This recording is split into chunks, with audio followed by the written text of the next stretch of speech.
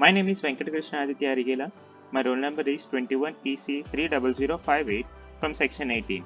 I made a touchless switchboard for DIY assignment 2 using Tinkercad. In this circuit, I used an Arduino chip, a breadboard, 3 ultrasonic distance sensors,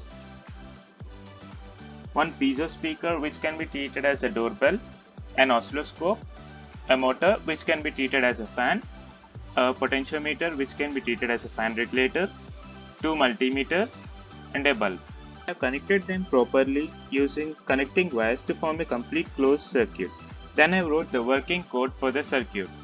In the code, first I have used an if statement.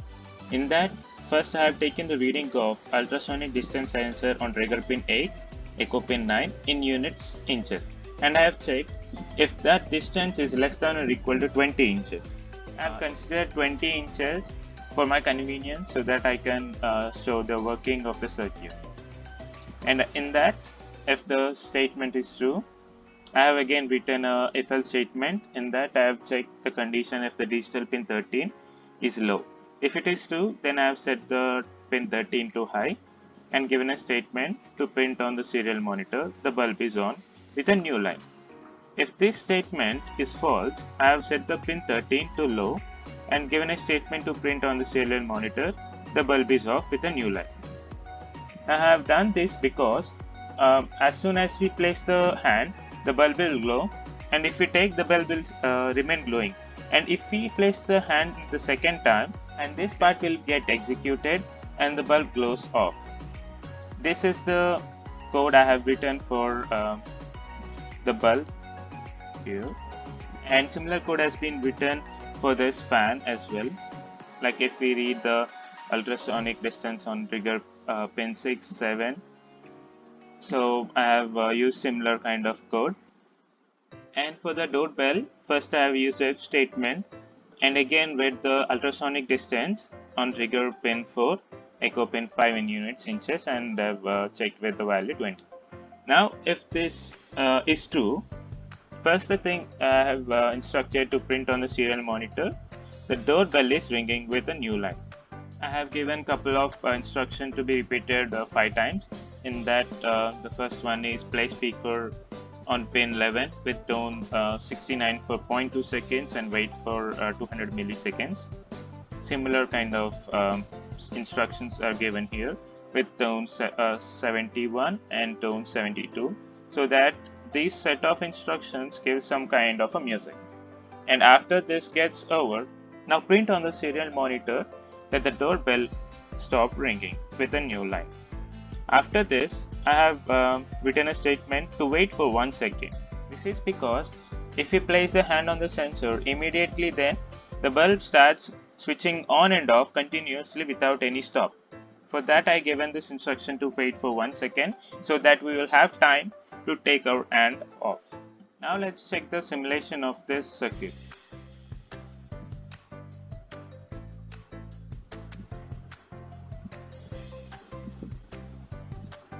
Considering this as our hand, if we place our hand near the sensor like this and wait for like 1 second, the bulb glows and we take off the hand immediately. Here you can see the bulb glows here and the voltage reading has changed. Also that we have a statement here, the bulb is on a serial monitor. Now to switch off the bulb, again we place our hand near the sensor, wait for like 1 second, and immediately we take off our hand. The bulb glows off, the reading is dropped to 0 volts, and here the serial monitor shows the bulb is off. In the similar way, if we want to turn on the fan, we will place our hand near the sensor, wait for like 1 second. Now you can see here the serial monitor shows the fan is on, and here the voltage reading also changes. Now if we change the pointer here in the potentiometer, that is the fan regulator, you can see the voltage here changes. Also that you can see this RPM changes. It means that this potentiometer can act as a fan regulator so that we can change the speed of the fan. Now if we want to stop the fan again, we can place the hand near the sensor. Wait for like 1 second. And immediately remove the fan. Here the serial monitor shows the fan is off. Okay, now if we want to ring the doorbell, again we place our hand near the sensor.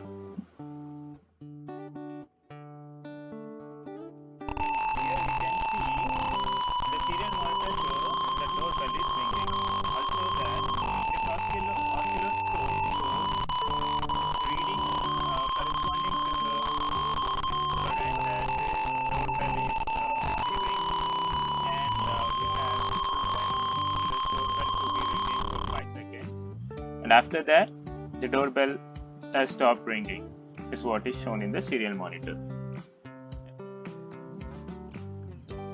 Now, let's check the code of the circuit in the text format. For that, let's stop the simulation. Let's go to blocks plus text form. Okay. Now, this is the code of the circuit. Let's copy and paste it in Arduino IDE. I've copied this. Now let's go to Arduino. Here let's select the pre-existing statements and now paste our code. This is our code of the circuit. Let's check compiling it. Yes, the compilation has been completed, and here we can see it is written on compiling. So we can upload this code directly into an Arduino chip and we can use the circuit.